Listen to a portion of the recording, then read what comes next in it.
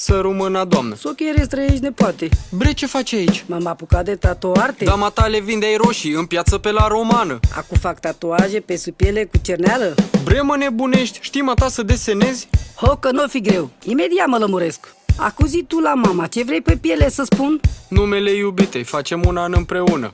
Ți-ai făcut gagică, da, bule, cine te-o crede? Ba, să știi că am, nu mai îmi trebuie alte fete. Mă jur să-mi ardă ochii de fi văzut tu femeie. Vezi că ți-ar degeaba, e frumoasă, prima cheie.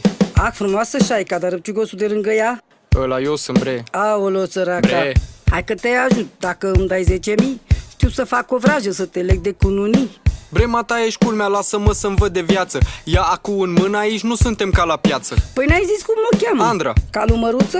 Da, bre, ia și scrie. Am terminat, băia ghiuță. Păi ce ai făcut, bre, tanti? Ce-am făcut? Te-am tatuat. Păi aici scrie Sandra. Păi așa tu mi-ai dictat. Am zis că o cheamă Andra. S-ul e mut închis și nu te mai tot plânge, da.